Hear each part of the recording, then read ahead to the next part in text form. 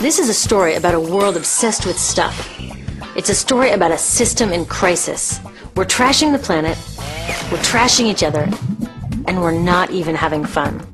The good thing is that when we start to understand the system, we start to see lots of places to step in and turn these problems into solutions.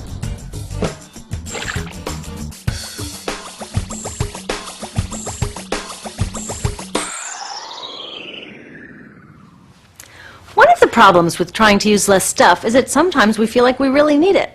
What if you live in a city like, say, Cleveland, and you want a glass of water? Are you going to take your chances and get it from the city tap? Or should you reach for a bottle of water that comes from the pristine rainforest of Fiji? Well, Fiji brand water thought the answer to this question was obvious, so they built a whole ad campaign around it. It turned out to be one of the dumbest moves in advertising history. You see, the city of Cleveland didn't like being the butt of Fiji's jokes, so they did some tests, and guess what? These tests showed a glass of Fiji water is lower quality, it loses taste tests against Cleveland Tap, and costs thousands of times more. This story is typical of what happens when you test bottled water against tap water. Is it cleaner? Sometimes, sometimes not. In many ways, bottled water is less regulated than tap. Is it tastier? In taste tests across the country, people consistently choose tap over bottled water. These bottled water companies say they're just meeting consumer demand. But who would demand a less sustainable, less tasty, way more expensive product, especially one you can get for almost free in your kitchen? Bottled water costs about 2,000 times more than tap water. Can you imagine paying 2,000 times the price of anything else? How about a $10,000 sandwich? Yet people in the U.S. buy more than 500 million bottles of water every week. That is enough to circle the globe more than 5 times. How did this come to be? Well, it all goes back to how our materials economy works, and one of its key drivers, which is known as manufactured demand. If companies want to keep growing, they have to keep selling more and more stuff. In the 1970s, giant soft drink companies got worried as they saw their growth projections starting to level off. There's only so much soda a person can drink. Plus, it wouldn't be long before people began realizing that soda is not that healthy and turned back to, gasp, drinking tap water. Well, the companies found their next big idea in a silly designer product that most people laughed off as a passing yuppie fad. Water is free, people said back then. What will they sell us next? Air?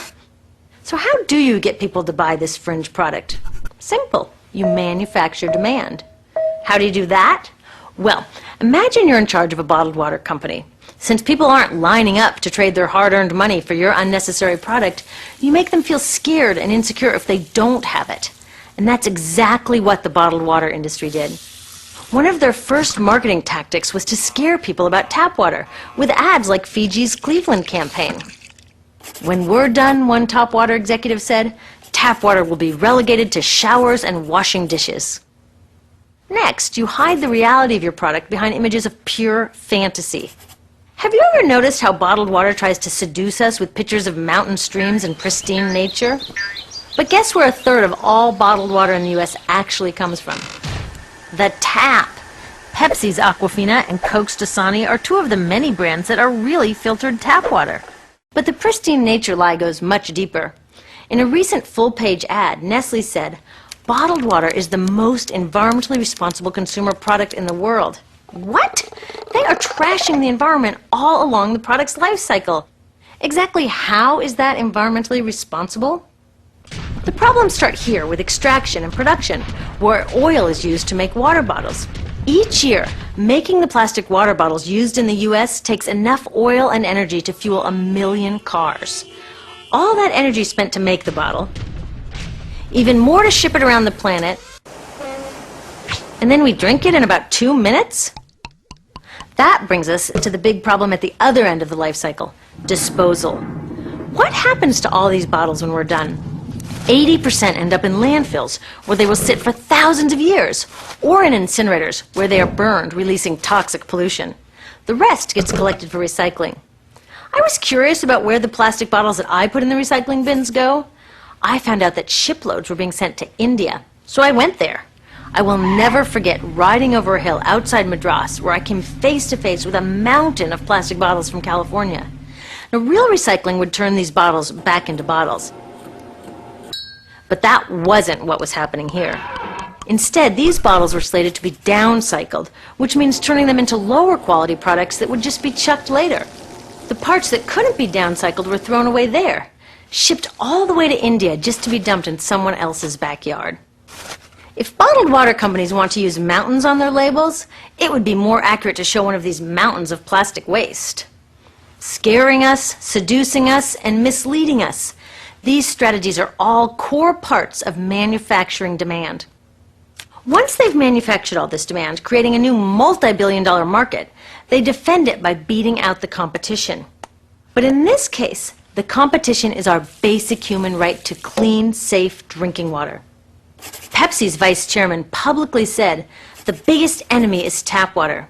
They want us to think it's dirty and bottled water is the best alternative. In many places, public water is polluted, thanks to polluting industries like the plastic bottle industry. And these bottled water guys are all too happy to offer their expensive solutions, which keep us hooked on their products. It is time we took back the tap. That starts with making a personal commitment to not buy or drink bottled water unless the water in your community is truly unhealthy. Yes, it takes a bit of foresight to grab a reusable bottle on the way out, but I think we can handle it.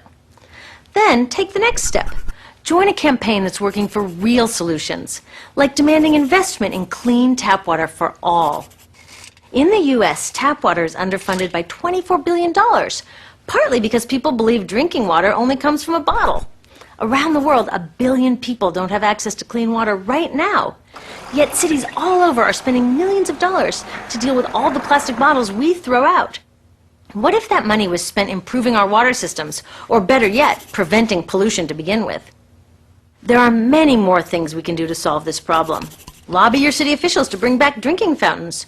Work to ban the purchase of bottled water by your school, your organization, or entire city.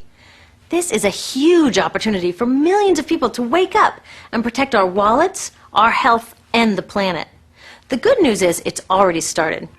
Bottled water sales have begun to drop while business is booming for safe, refillable water bottles. Yay!